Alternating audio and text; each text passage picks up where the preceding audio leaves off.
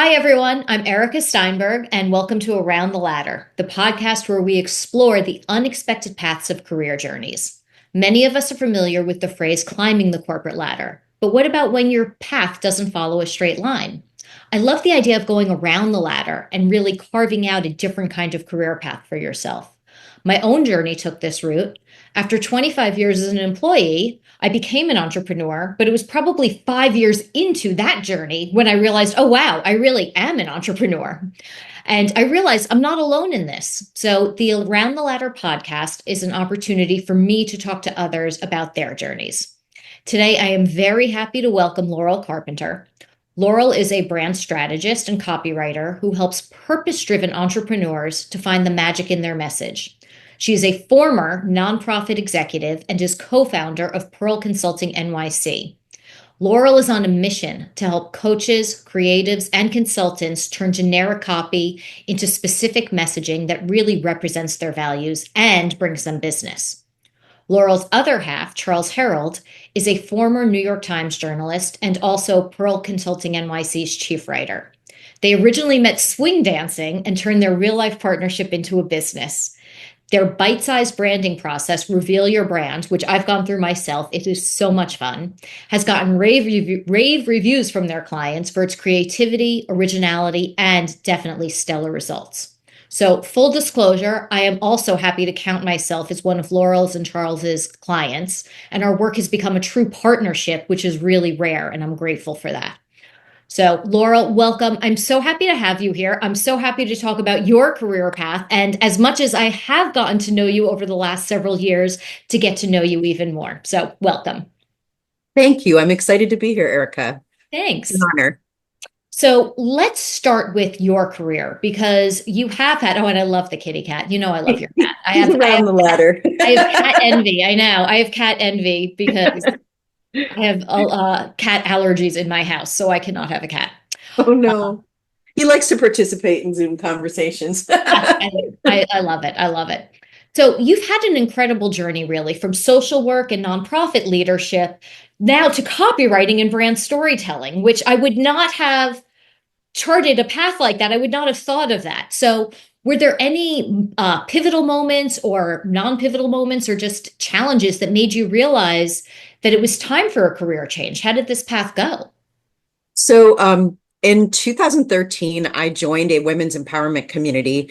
It's called Mama Gina's School of Womanly Arts, actually. And I joined because I had not felt happy in my social services career for a long time. And one of the pivotal moments was coming into my office, which I had negotiated a telecommuting arrangement with the agency, and then this was before the pandemic, actually, and it was taken away for some political reasons, and I had to work in this office in Brooklyn that was mouse infested, and we came in one day and there were mice in the sink, and I was like, I can't do this anymore. This is there were a number of other events that happened, but that was kind of the pivotal moment, and I started exploring through that women's empowerment community and coaching, like what am I really supposed to be doing with my life? And I met this visionary person who was an IT consultant for the agency where I was working, and we got along really well, and we ended up having a drink one night, and he was like, have you ever considered starting your own business? You have kind of an entrepreneurial mindset. And I thought, oh, I like hearing that. So and he said, your partner was a journalist for the New York Times, right? And I said, yes. And he suggested that we do a guest blog for his business because Charles had an IT background before he was a writer. Mm-hmm. And again, around the ladder. Yeah. And he thought that he had an IT consulting firm and thought that we would understand the subject matter pretty well. They had struggled to find writers who could understand the material. And so we wrote a guest blog for him. He ended up hiring us as his writers. I made plans to leave my full-time job, actually, because I was kind of on a mission of soul searching and trying to figure out what I wanted to do next. And we ended up working part-time for an IT consulting firm as their bloggers. And that's how it all started. It was an experiment that ended up turning into a full-time business. And it's been 6 years and I haven't looked back. Wow. That's, you know what? I don't think I realized that you and I were both, that we started our businesses right around the same time because I just hit 6 years also. So that's like, I feel like we're even more in tandem than I realized. We are. Love that. So looking back now, when you consider, I mean, I can see the thread from Charles's past life as a journalist into writing now. And I mean, in working with you, I see that all the time. It's one of the things I really appreciate about what he brings to the table, is that journalistic background. When you look back at your past work, do you see common threads that connect these different careers? I do. And actually, I have been a writer all my life. It just, when I was in college, I was on a scholarship and I didn't think it made sense financially to go into to be an English major or to even pursue communications degree. And if I were to go back and do it again, I would get a double major in communications and business because I actually think that I have more of that kind of a brain than I thought that I did. It's something I realized like over time. I do have a psychology degree and a master's degree in social work, and those are all useful because social work is a people-driven business, Yeah. and developing relationships, listening, developing rapport is really, really important in that business. Interviewing skills are taught in that school, in that line of work, and you get a lot of practice with it. So it does relate, especially to branding, because when you are interviewing prospective clients, current clients, or their clients to figure out what's different about them, that can require a little bit of digging and probing and good question asking skills. And I would say that and the people skills and being able to like network with other people and talk to them and relate to them are all things that really go into forming any kind of a business, really, Yeah. but especially a copywriting business that focuses on branding. Yeah. So And telling other and helping other people tell their stories. You have to be yes. able to tell your own story. Yeah. Yeah. And my partner, Charles, who does have professional credentials as a journalist, is a huge introvert. He does not necessarily love going to the networking meetings or, doing the business development side of things. So there was a complementary partnership that we've developed. And over time, I've taken on more of a role as a writer than I had in the beginning. I'd say that originally we conceived of this as him doing almost all of the writing, but that's not true anymore. And Yeah. yeah. I mean, So especially when the three of us get together and we're working on my things, and I would imagine that your other clients have the same experience. It is it's so much fun watching the two of you and listening to the two of you. And like you'll be looking for a word and Charles will find it, or you'll be pulling on a thread and he'll say, "Oh, well, what about this?" So it's very complimentary still, but I feel like you both have the pen in hand or the I keyboard in hand. and also from my previous roles, I was a director of quality improvement and a director of learning and development for different social service agencies. And I wrote curriculum. I did more technical writing, but my bosses would often ask me to write things for them. And it was, that's a skill set that I feel like I've always been pretty strong in, and just never really saw it as something that I could do for a living, to be really honest. That was just not, and I didn't think that was in the cards for me at all I, until 6 years ago. I So, was listening to a podcast this morning. It's called, you would probably like it. It's called the Differently Podcast, Carla Reeves.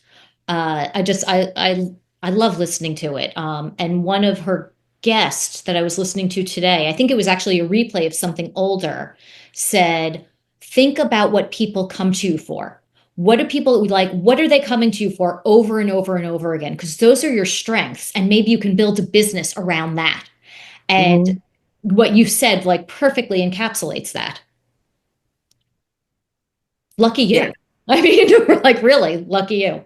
Well, I do see it as a partnership. And Charles, honestly, he's taught me a lot of things about what he learned as a writer when he worked for major publications. He also worked for uh, about.com and USA Today, and he has a pretty significant background in that. And I also have taken it upon myself to to learn, to take Yes. courses in copywriting, to do a lot of hands-on learning. I've definitely gotten coaching. We're actually currently doing a little bit of coaching about our own messaging, and that's something I'll get into a little bit in terms of having a third eye on your messaging. It's hard Yes. to separate yourself sometimes from what your genius is, right? So For sure, for sure.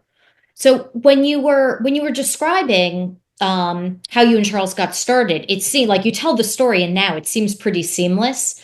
What were the challenges? I mean, you and I have talked before, obviously, so I know a little bit about how you have pivoted in your business. So mhm. what were some of the biggest challenges? Maybe not in launching, because I think that, launching the business, but once you were launched and you realized that you did have to pivot or that you wanted to, what were some of the challenges or lessons that you learned through that process? So to be really honest, the launch was challenging because we had really started to work for this IT consulting firm as our only client. And we were hoping that it was a good relationship and we were fairly paid and we were having a lot of fun. We were actually doing a lot of marketing tasks for them that went beyond blogging. We did some video content for them. It was a lot of different things. And then the company was sold to someone else who ended up letting go of all the marketing people. And I think one of the challenges was that even though Charles had this background in journalism, he is an introvert and we didn't have a huge amount of connections. So we didn't come from the agency world. And I came from a completely different background. So when that was ending, we were like, so are we going to keep doing this business or are we going to try to find more clients? And what ended up happening was that a friend of mine from my women's empowerment community recommended that I go to a BNI group. And so I actually did go to BNI and ended up meeting a lot of great people. I think that not all copywriters have enjoyed being part of BNI group, but our group was wonderful. It was called Connect 70, and I just met the right people. We got business from it. We ended up getting a lot of good feedback about how to expand our services. We ended up expanding from blogging to writing LinkedIn profiles and doing some LinkedIn content and also social media content. And for a while, we also did resumes, especially during the pandemic. Mm-hmm. So that was how we started to expand our roster of clients. And I was very lucky. The first BNI group I ever visited, I ended up getting a job that was like blogging for an educational company, which I feel like is very unheard of. Wow. But that's what happened. It just happened to be, I met someone who was a great fit and thought they liked, what I had to say, and it worked out great. So that's how we started to build the business, was through networking, through BNI. And then the pandemic happened and that group dissolved completely. So even though we had clients, a lot of people that we work with tended to be solopreneurs and smaller businesses, and they just didn't really have the funds to continue blogging. So we ended up sort of that's when we took on resumes and we took on LinkedIn profiles, and we had already been doing LinkedIn, but we decided that, we would probably have to make another pivot, and we weren't really sure what that was going to be. And then a client we were working with during the pandemic had a marketing background, and she said, I feel like I really need help with messaging. She had a very unusual job. She was a psychic medium. and, Wow. and she actually had a really pretty good website, but some of the copy was really focused on her, and there wasn't a lot of talking about her clients. And we ended up creating a customized branding process for her, and that ended up morphing into this whole other side of the business, which turned into Reveal Your Brand, that's how it all happened. And we kept noticing when we were talking to our clients that they were oftentimes would say the same things as other people in their field. And this is, I think, become even more true now with AI. They're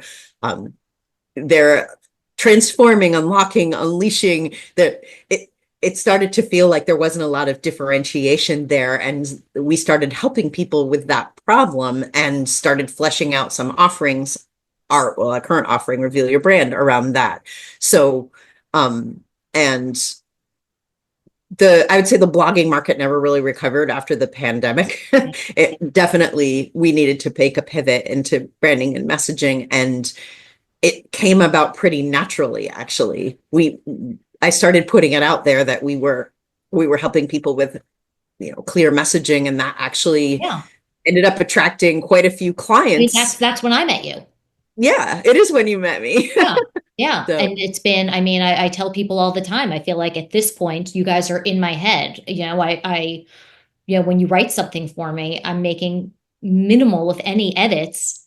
And it's just, my voice because you helped me develop my voice, which is so incredibly helpful. It takes a big thing off my plate. And it's I feel like one of the benefits is really the trust that I have in you and Charles because we have, you've steered me through all of these twists and turns with, this is probably now, I think we're on the second, if not third. I may need to spring something new on you soon about my business, but you're there for all of it. And I it's, can't wait to hear about yeah, so that. it's a really big trust factor. I do want to talk about AI. I'm going to make a note because I want to come back to something else. Let me just make a note about this. Uh, okay. I do want to come back to something else that you and I have talked about, and I think it'll be interesting for other people to hear as well. But AI is, like you said, it's resulting in a lot of people describing themselves in the same way. Have you been um have you been experimenting with it? Are you using it as a tool? I don't feel like you see it as a threat because I never pick up that fear from you about it. I feel like you know what you bring to the table. But I would love to know more about your take on AI and how copywriters can use it effectively. So I do think AI can be a useful tool, but one thing I see people doing that I don't think is so useful is thinking that AI will magically help them create a differentiated brand from scratch. Mhm. So that's where I'm actually writing a LinkedIn post about this for tomorrow, Okay. where so many coaches in particular, they're always unlocking potential. What does that really mean? What is the exact potential you're unlocking? What Yeah. is the specifics? But AI tends to say things like that a lot if you ask it to create branding. So I think AI is better used as a multiplier of your differentiated content. I think Mhm. your or brand voice. I think it is better to start with something that's more original, and then you can get AI to, prompt it to reproduce something that's pretty close to your brand voice. Maybe it will need some tweaking, or you might have to ask it to be more tongue in cheek or to be more this or more that.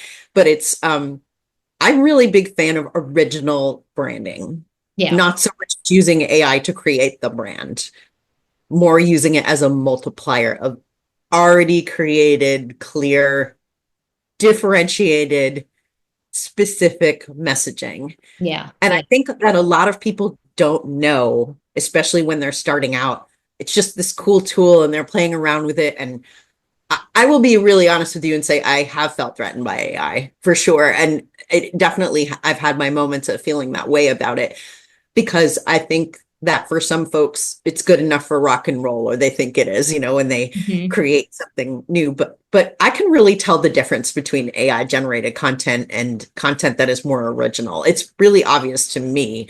And I feel that it really doesn't help differentiate you if you're just using AI and not really talking to your clients or finding out what it is about you in their words that is special or different. Yeah. That is like a huge missing piece of branding for a lot of people, and AI isn't going to solve that problem. Yeah. So, Yeah.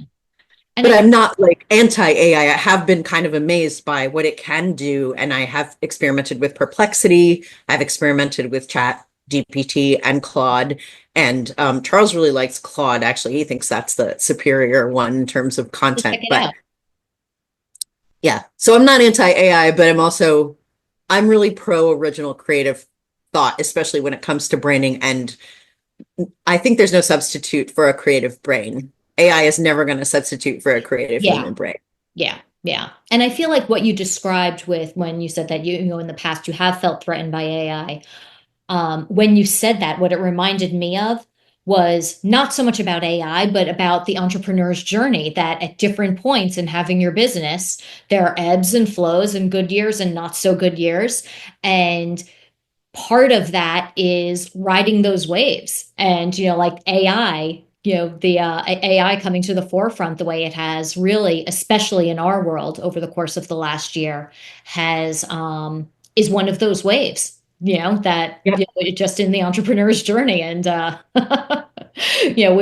why we pivot. That's why we constantly listen to our clients and to our customers, and try to respond to them, and stay true to ourselves, and build the business that we want for ourselves, Mhm. which is, it's this constant balancing act. So one thing that I do want to come back to, I'm going to come back to it now because I don't want to forget about it. You and I have talked about this, and I remember when I did Reveal Your Brand, it was a big part of what we did in Reveal Your Brand, both for my business and when you've worked with me on some clients. And that is in client personas, because I feel like that I'm hearing about that more and more. And I know it's something that you include in the work that you do. Can you tell me a little bit more about that and why it's important to flesh those out? Yes. So I think there's a common perception that client personas is just about demographics. Amy is 50 and drives a Lexus and goes to Starbucks.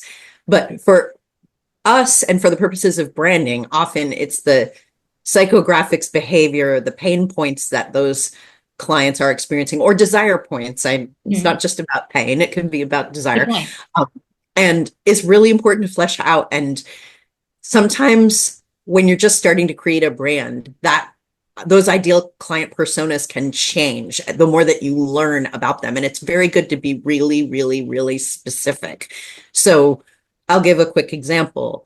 I'm working with a creative writing teacher on her branding, and she definitely has the demographic is middle-aged, successful women who want to make time to write creatively. But there is a subset of that group that really that is pretty confident, I'd say, and just really wants like a retreat or a container, a structure. And there's another subset of that group that are creatives who are, I'm not really a writer. I'm not confident that I'm a writer. There's a difference like in the way that those two groups play Yeah. out. It's not as simple as middle-aged women who are looking for a creative outlet.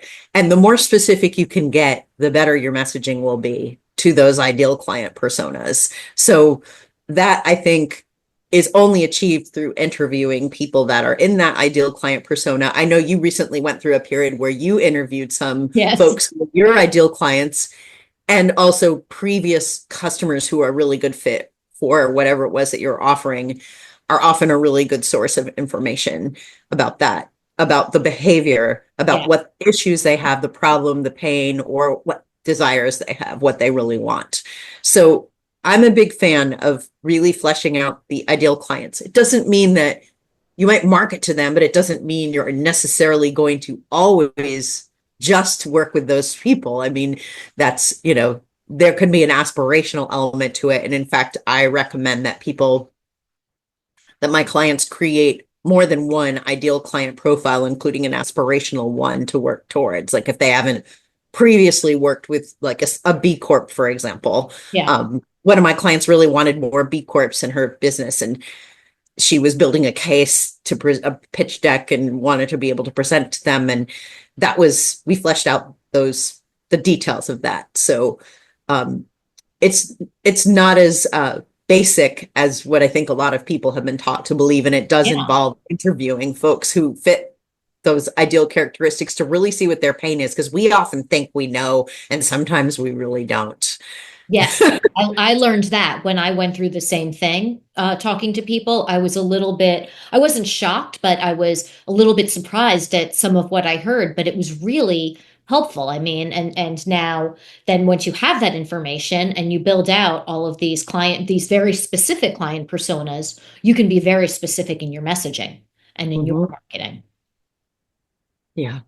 I love And it. I really enjoy working with coaches, creatives, and consultants. I think that, people have often pressured us to try to niche into like a bigger market or a, founders or B2B SaaS. And those are all great markets, but I actually really like working with people who have been in their businesses for a while and like you and are really need like just some help fleshing out who those ideal clients are and what the message should be. I feel like it's really fun to see, like, you are so much fun to work with and how your eyes light up when you were discovering these insights. And then you did some of the work for the second rebrand on your own, which I totally support. I love it when people become self-sufficient and can, take that learning from the reveal your brand and Yeah. carry it through, you know? Thank you. Thank you. Yeah. I mean, in my own world, I work only with law firms. And I did think because of, people would say to me from other areas would say, hey, you know what you do, what you're doing would really translate well to accounting firms or to financial planners or, other professional service firms. And I went in that direction for a little while. And then I realized this is not where I want to be. This is not my world. And I love my law firm world. I really do. And So it loved you. I mean, I think what you put your attention on grows. I think there's definitely a lot of truth in that statement. And you really like working with law firms, which not everybody does. And I know. you're excellent at it. So they're lucky to have you. I think I like to think that, law is a very mind-driven profession. Of course, very logical. And I spent a lot of my years, a lot of my life being in that world. And now I feel like over the last 5 years or so, I've really opened up to be to the more heart-driven side of myself. And so I like to think that I am bringing more heart to a very mind-driven world. And if somebody doesn't like it, they're not going to want to work with me, and that's okay. That's fine. And that's part of what I've learned from you and Charles is, like it's okay. Let the language both attract and repel clients for you. Better to know before you start working with them, and better for the prospective client that they know exactly who you are. I mean, you know me. If somebody doesn't like humor, they're not going to want to work with me. So. True. Hard to imagine though, Erika, that someone wouldn't like working with you. I find that so hard to imagine. I'm sure there's somebody out there who wouldn't like it. I just don't know who they are. So I can't believe that it's already been half an hour. And you're, first of all, number one, you're going to have to come back because I have other questions that I want to ask you. But for wrapping up this one today, so my favorite question, of course, if you could sit down with your younger self, what's one piece of advice that you would give to that person?